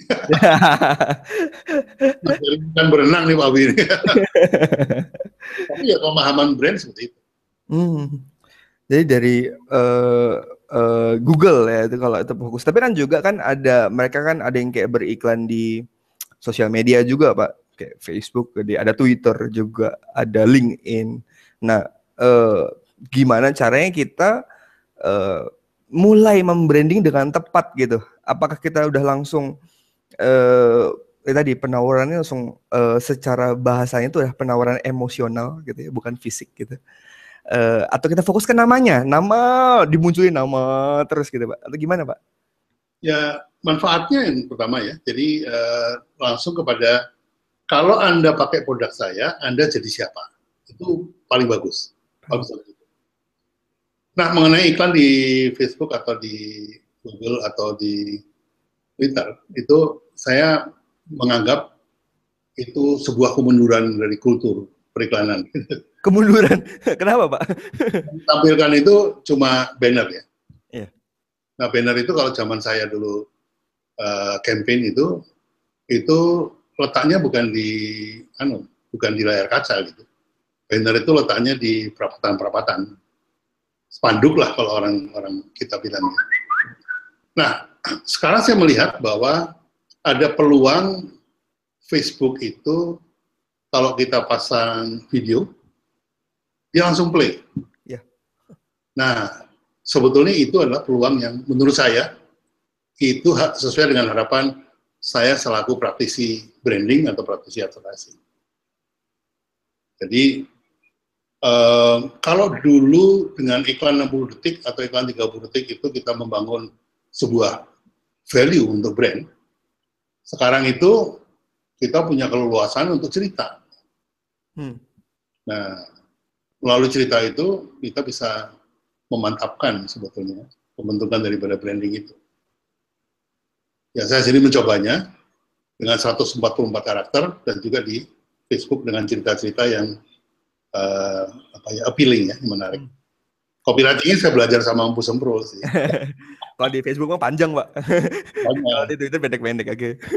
Saya ngelihat, oke. Dan ini mungkin juga ada kasus-kasus kayak yang terbaru kayak saya ngelihat ada brand-brand yang mungkin kita bisa bilang udah mulai rada mungkin negatif kayak gainis ya, mungkin minuman keras gitu. Saya ngelihat mereka mulai membuat video-video yang tidak nyambung langsung. Ngomongin waktu itu videonya tentang batik, Pak. Saya batik jadi jati diri Indonesia atau batik gitu. Dan ya tahu-tahu ada iklannya Guinness gitu kan. Saya masih nggak ngerti apakah itu iklannya efektif atau enggak gitu. Apakah memang semua brand yang sekarang kita bisa bilang nggak bisa terang-terangan dia hard selling atau sejenis itu ya. Mereka harus pakai cara storytelling yang jauh banget seperti itu. Ya, memang ya termasuk minuman keras ya, Guinness. Demikian juga dengan rokok, dia tidak bisa langsung mengiklankan tentang rokoknya itu sendiri. Kecuali yang mau melanggar ya silakan. Secara etika itu nggak boleh. Nah, yang dilakukan adalah biasanya monyet makan pisang, lo makan pisang. Jadi lo sama dengan monyet, kira-kira seperti itu. Oke. Itu namanya asosiasi, dan asosiasi itu sebetulnya kalau zaman saya praktek di media tradisional itu saya hindari. Tapi sekarang di media digital asosiasi itu kuat. Misalnya seseorang pengen diasosiasikan namanya dengan Subiakto gitu. Itu kalau di Twitter, di Facebook manggilnya Suhu. Wah, itu berarti babi kan gitu kan ya. Berarti babi. Asosiasi dengan Subiakto. Nah, jadi seperti itulah kekuatan dari media sosial memang beda lah dengan media yang sebelumnya. Dan kalau kita ngelihat dari kasus kemarin Pak, yang mungkin the best of the best sepanjang 5 tahun terakhir ini Pak, yaitu pemilu. Mengerikan sekali terbagi dua kubu yang besar sekali. Nah itu kalau dari Pak Bi sendiri ngelihat secara cara branding, strategi apa yang kita bisa tiru secara personal branding juga itu gimana Pak? Ya memang kalau pemilu itu kita harus pisahkan antara kampanye politik dan kampanye pemenangan. Ya, kalau kampanye politik, misalnya saya mau jadi gubernur gitu ya, maka saya harus melakukan kampanye selama 5 tahun. Ya. Saya sekarang sebagai bupati mau jadi gubernur, maka saya punya waktu 5 tahun untuk mengkampanyekan diri saya, policy saya untuk daerah yang nanti saya pimpin. Nah, itu disebutnya kampanye politik. Sementara kalau kampanye pemenangan, itu adalah pada waktu yang ditetapkan oleh KPU. Jadi kalau KPU menetapkan 3 bulan, maka ya 3 bulan itu kita boleh kampanye. Dan sekarang pembatasannya luar biasa, artinya yang mencetak materi kampanye adalah KPU. Yang menayangkan di TV, KPU. Untung masih boleh bikin iklan sendiri, nggak dibikinkan oleh KPU juga. Gitu. Tapi pembatasannya udah luar biasa. Sehingga kehadiran di media sosial itu menjadi penting banget. Nah, kalau sampai kemudian membuat massa itu beradu, itu menurut saya kegagalan dari sebuah kampanye. Kegagalan. Iya, karena kampanye itu ujung-ujungnya walaupun berseberangan, ini presiden kita kok, bukan presiden pendukungnya, bukan. Benar. Nah, ini yang sebetulnya tim kampanyenya harus waspada. Saya merasa bahwa mungkin tim kampanyenya ini lebih menggunakan gini. Ada istilahnya kalau saya ini penganut dongkrak. Jadi membuat calon saya ini menjadi tinggi dibanding sama lawan-lawan karena didongkrak. Tapi ada juga yang calon saya ini menjadi tinggi karena kaki pesaingnya dipotong. Nah, saya bilang itu pakai strategi golok.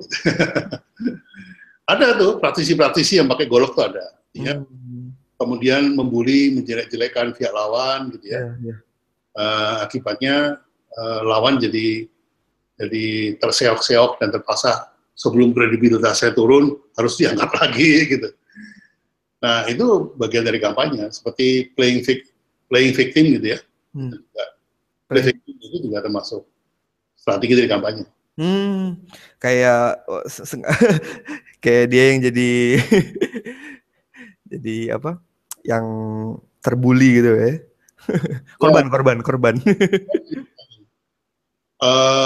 Banyak orang yang sukses kemudian cerita masa lalu. Bener, Pak. Kayak misalnya saya bilang, saya itu dulu ya, tinggal saya di Fatmawati, di Kompleks Ubud. Waktu sekolahnya di Bulungan, SMA. Itu saya jalan kaki loh. Dan sekolahnya siang, bayangin tuh. Saya berangkat dari rumah jam 10, nyampe di sekolah itu jam 12. Masuk sekolah jam 1, pulang jam 5.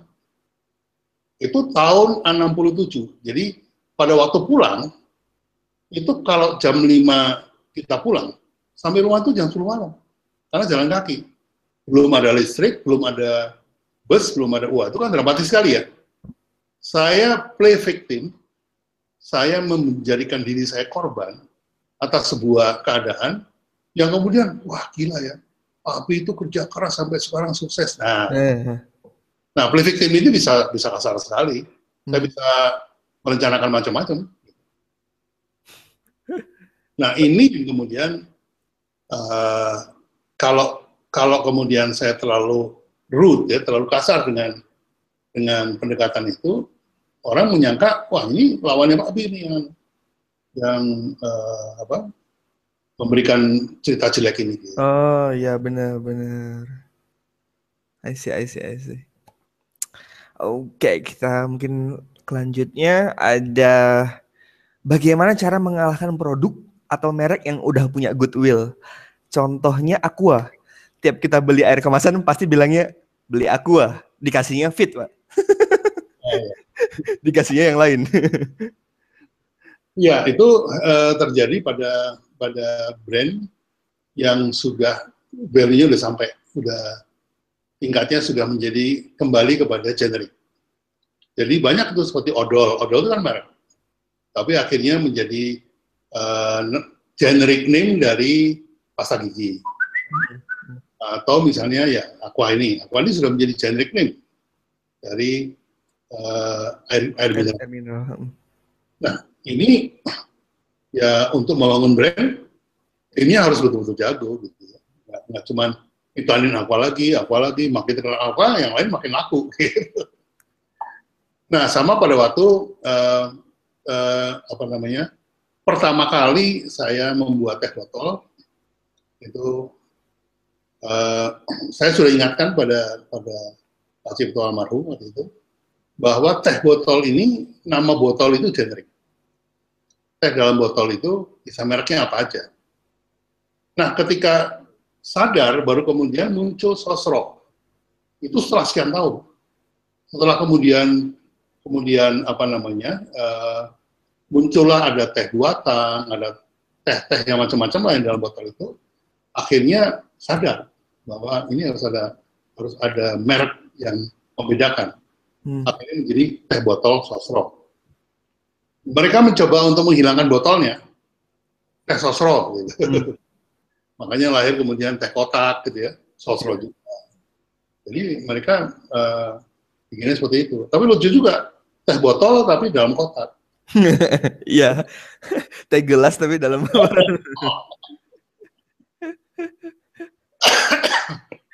kalau kayak gitu apa enggak?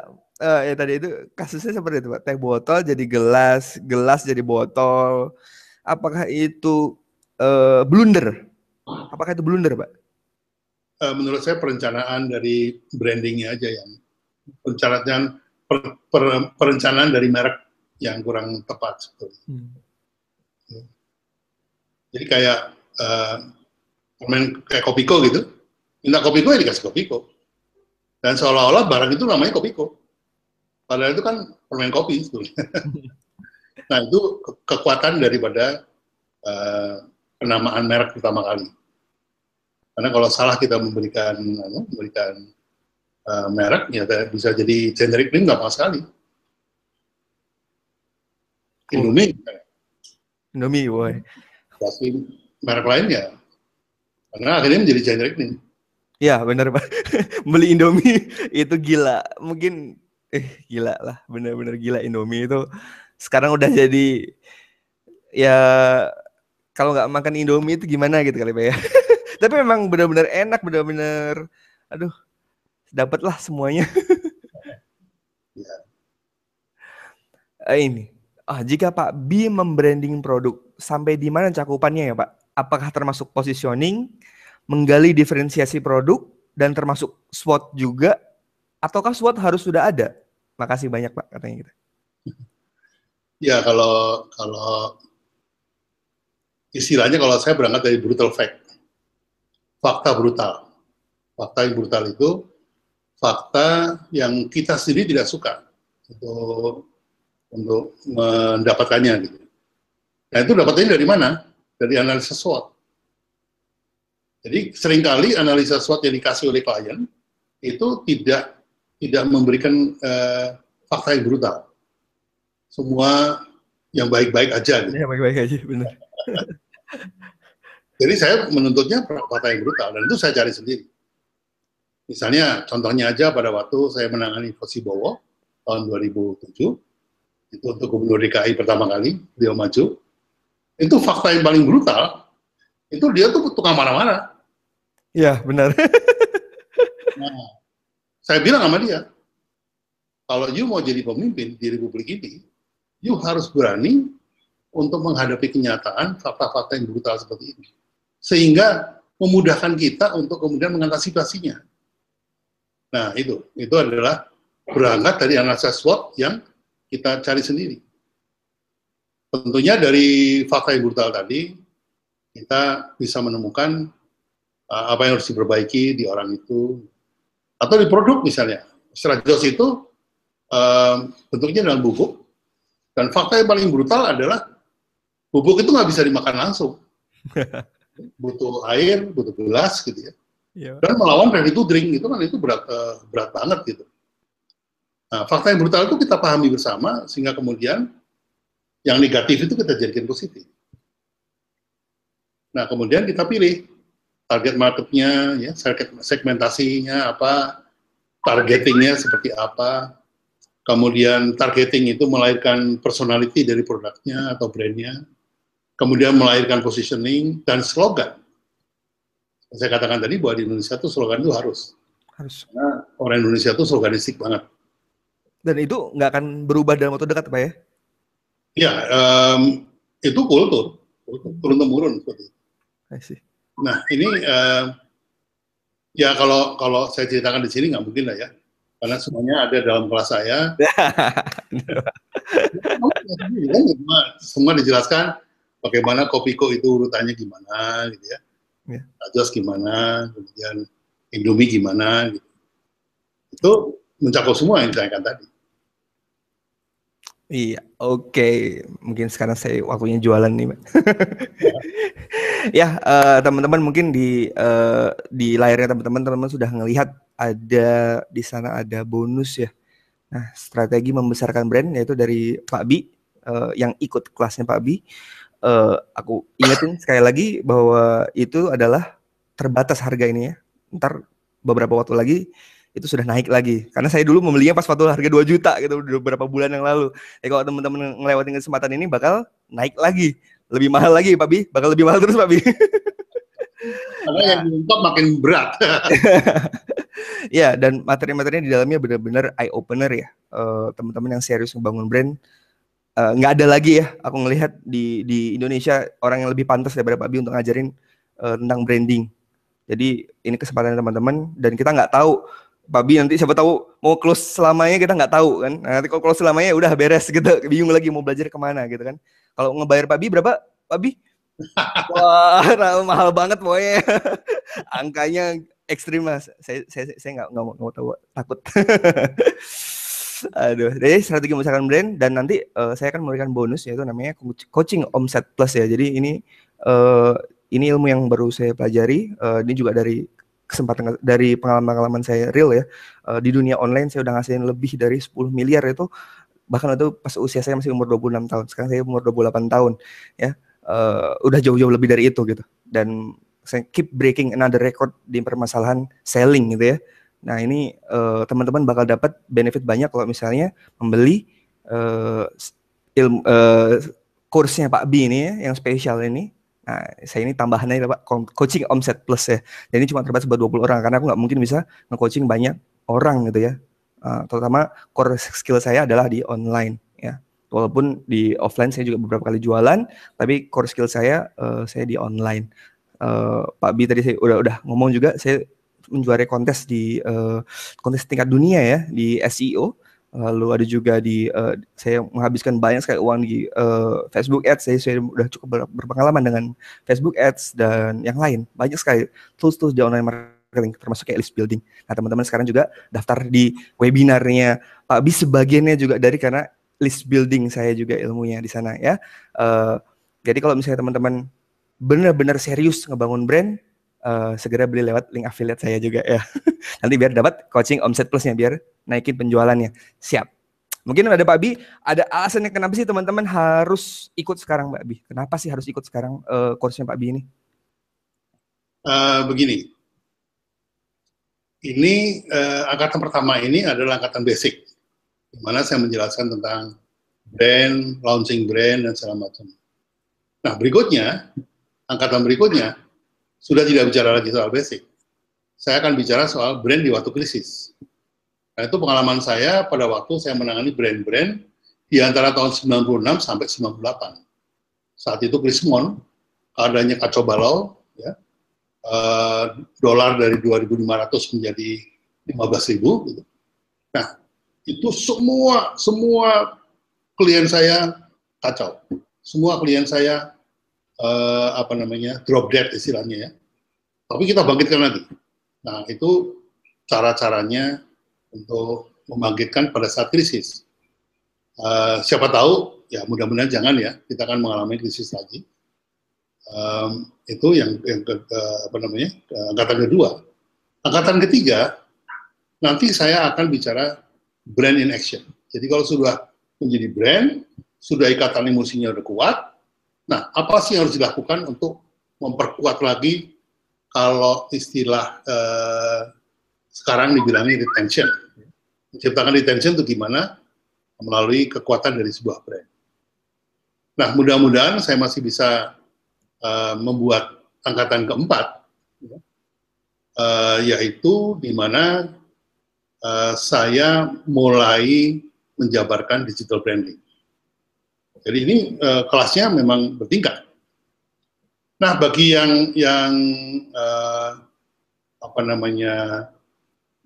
yang sudah kelewatan dari kelas ini, masih bisa ikut kelas pertama, tapi ya sudah ketinggalan ya, istilahnya gitu.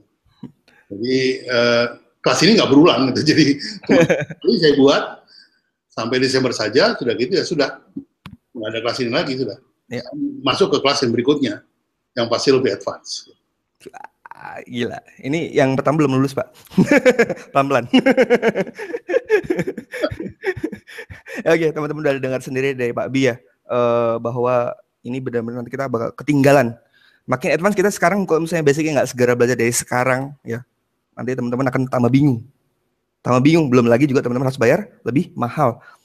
Belum lagi kalau misalnya tadi Pak Bi tengah-tengah jalan berubah pikiran, ya repot lagi kan. Udahlah saya ngajarinnya Bram aja katanya. Jadi nanti harus belajar sama saya, Pak. Jujur aja karena saya komitmen kepada kelas-kelas saya ini, saya itu sampai nolak kerjaan gitu ya. Karena kalau sampai saya terima kerjaan itu, tahu sendirilah ya, kalau brand consultant itu kan pasti diikat untuk masa waktu yang panjang gitu ya, 3-4 tahun gitu. Nah, kalau kemudian itu saya terima dari beberapa pihak, itu saya nggak akan bisa bikin kelas lagi. Mungkin nanti webinar yang kita lakukan, saya tidak di kantor, mungkin saya lagi di luar, gitu. Habis rapat, lagi di kafe, ya udah, di situ apa boleh buat, gitu ya. Jadi, nanti akan kelihatan bahwa saya akan semakin sibuk, ya, dan itu akan membuat saya semakin sulit membagi waktu untuk bisa bertemu dengan teman-teman. Namun demikian, saya komit untuk kelas ini tetap, dan bagi yang menjadi murid saya akan mendapatkan kesempatan 1 kali untuk konsultasi langsung melalui layar. Oke. Itu nanya apa aja. Itu manfaat waktu, dan saya sarankan sebelum melakukan konsultasi, sudah di email dulu pertanyaannya apa. Kalau bisa ada foto produknya, kemudian yang sudah dibuat apa saja, gitu. Sehingga saya bisa memberikan saran yang lebih tepat. Karena waktunya cuma 1 jam. 1 jam. Aduh, kemarin saya belum bayar Pak, kemarin mahal banget ya. Nah, kemarin kan jadi moderator. Nah ini dia nanya Pak, setiap angkatan bayar lagi atau include di 3,5 juta aja Pak? Oh, setiap angkatan bayar lagi. Ya, karena berbeda ilmunya Pak ya. Beda, karena ada yang bilang, wah 3,5 juta kok masuk mahal ya Babi ya. Saya bilang gini, yang kamu bayar itu pengalaman 45 tahun. Jadi kalau 3,5 juta itu dibagi 45 tahun, gitu ya. Itu berapa sih kamu bayar ke saya? Gitu. Kasarnya seperti itu. Jadi apa yang saya katakan hari ini, itu adalah kompilasi dari pengalaman yang begitu panjang.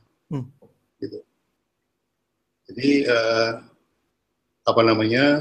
12 e-book itu menggambarkan strateginya selama ini saya membangun brand seperti apa. Dan saya tidak menggunakan teori orang lain, saya menggunakan teori yang saya lakukan sendiri, dan itu adalah cara mudah, bukan cara sulit. Karena saya tidak mau dibilang, wah Pak Bi hebat ya, karena bahasanya pakai bahasa langit, orang pada nggak ngerti gitu ya. Tapi itu menggunakan cara-cara yang saya simplify, saya bikin sederhana. Ya, dan saya ngerasain sih Pak, karena saya juga udah banyak coba-coba ngulik ya tentang masalah nge-brand ini gitu. Tapi kalau pas dengan case tadinya Pak Bi ini clear banget, dari Kopiko, ada Sonsi yang tadi barusan saya juga lihat. Itu detail banget, contohnya gimana bikin slogannya.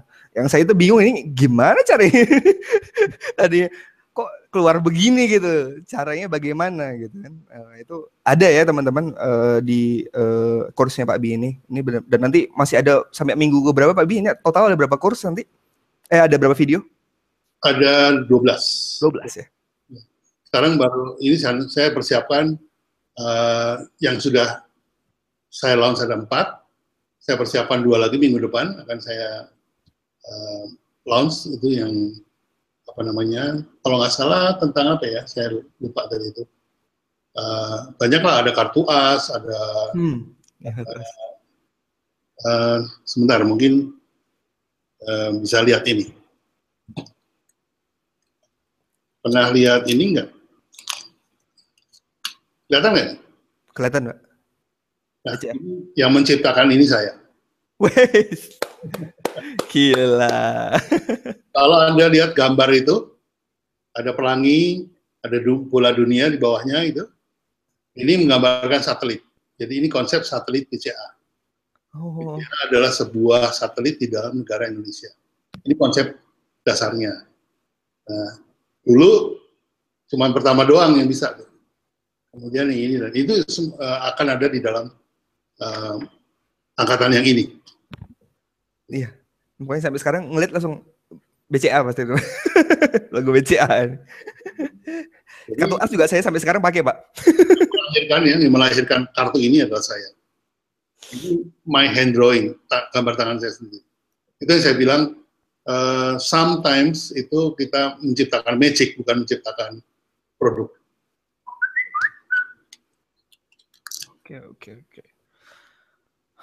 Oke, teman-teman masih ada pertanyaan terakhir mungkin dari tentang course-nya Pak B ini sendiri. Oke. Angkatan pertama mulai Oktober. Kalau join sekarang November ketinggalan atau mulai dari materi 1, Pak B? Karena saya menyelenggarakan 3 bulan. Setiap minggu saya lempar satu e-book ya, satu materi.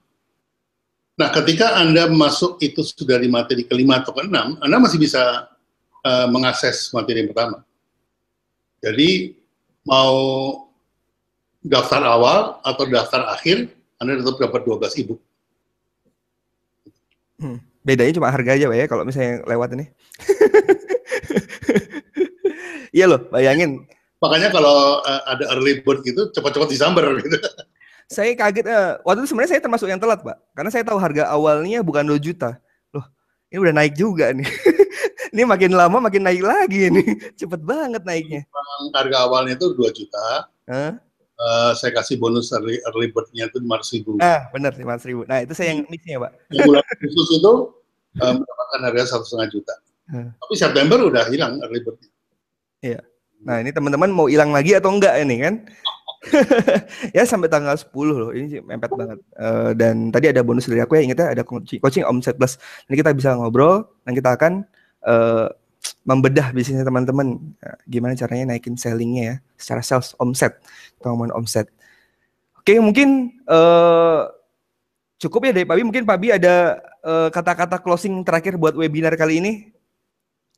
Ya, yang pasti saya mengucapkan terima kasih atas kehadirannya. Mohon maaf kalau ada kata-kata yang kurang berkenan. Ya gara-gara Bram. Tapi intinya saya mengajak teman-teman untuk bersama-sama kita belajar tentang branding. Jujur aja saya tidak pernah punya murid selama ini. Yang ada karyawan yang mereka mengikuti saya karena melihat kebiasaan saya sehari-hari. Tapi saya tidak pernah punya waktu untuk ngajar, kasih tahu strateginya apa dan segala macam.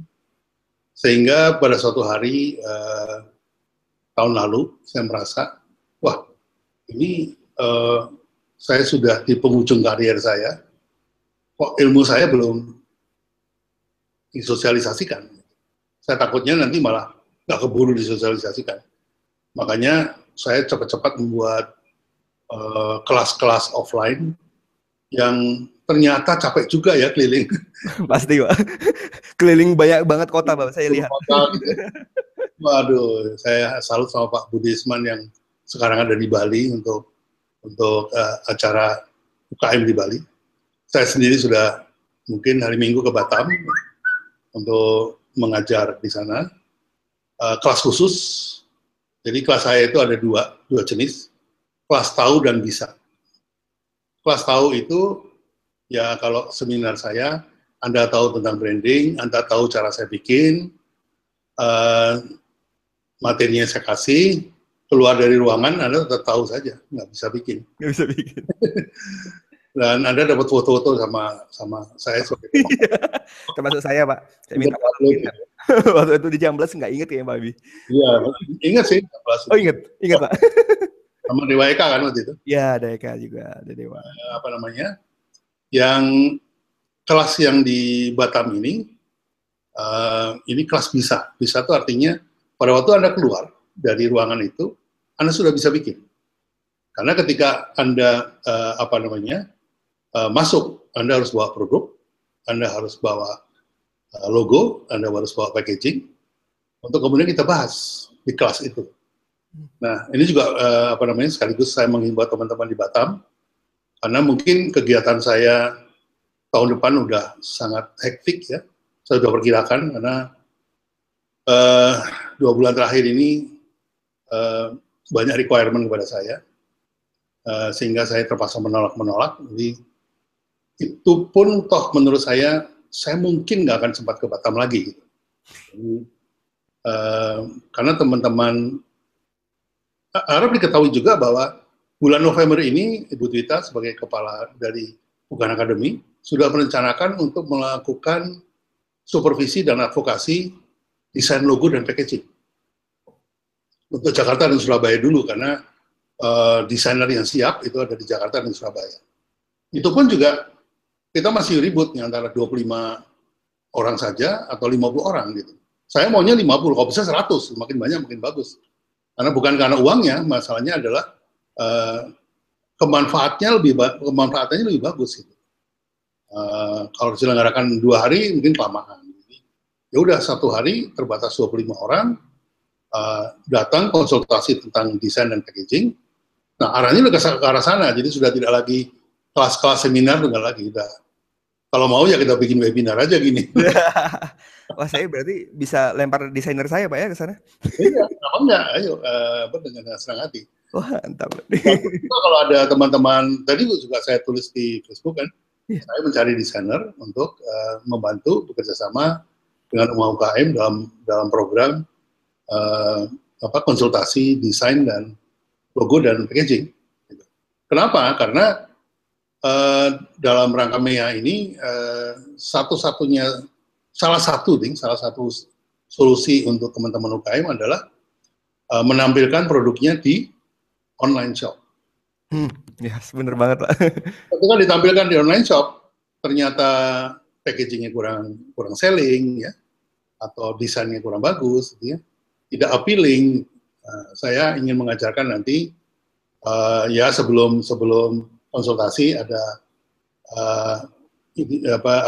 keynote dari saya sedikit bahwa membuat packaging itu harus menjadi silent salesman yang diam. Nah, kita gimana? Nanti saya ajarkan di situ, sehingga packaging Anda itu walaupun diam di layar online shop, tapi sudah mengundang orang untuk membeli.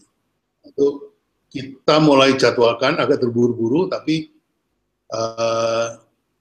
waktunya sudah tidak bisa lagi nunggu sampai tahun depan, karena tahun depan sudah MEA. Ya. Di November dan Desember ini kita akan selenggarakan di 2 tempat dulu, Jakarta, Surabaya, kecuali ada teman-teman dari Padang barangkali atau dari Bandung barangkali yang juga tersedia desainer lokal yang mau saya coach gitu ya, untuk mendapatkan ilmu daripada logo dan packaging. Nanti kemudian bisa menjadi desainer dari teman-teman yang ada UKM di tempat tersebut. Nah, jadi kalau dari Bandung nggak usah ke Jakarta, di Bandung juga sudah ada kelan.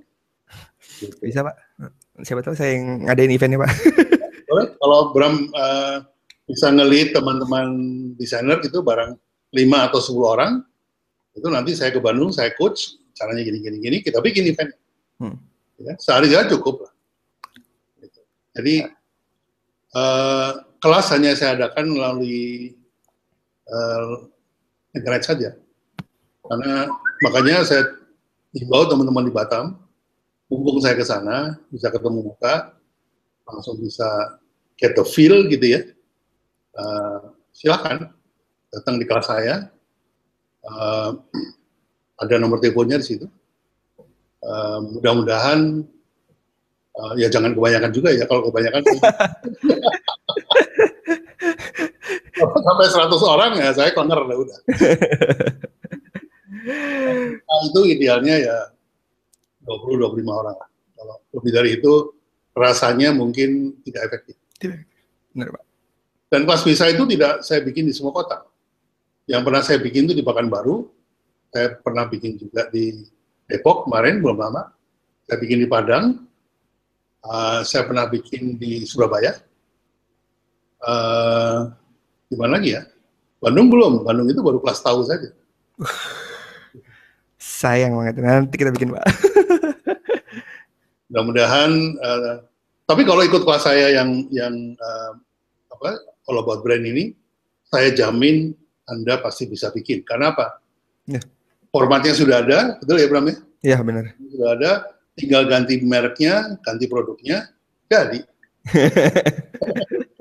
Slogannya bikin dulu, Pak. Ya, mas slogan salah. Dan kalau misalnya bingung mencantumkan produk dan brandnya itu, toh ada 1 jam konsultasi dengan saya. Siap. Kalau nggak bikin webinar lagi, Pak. Tambah 2 jam, tambah 2 jam. Siap. Oke. Itu aja closing remark dari saya. Mudah-mudahan teman-teman memanfaatkan ini. Jujur saja saya lebih konsentrasi kepada bagaimana ilmu saya ini bisa bicara. Bisa tidak berhenti di saya, tapi bisa sampai ke teman-teman lain. Legacy. Ya. Nah, gitu. Oke, Pak Abi, terima kasih banyak udah datang di Bram Webinar kali ini ya.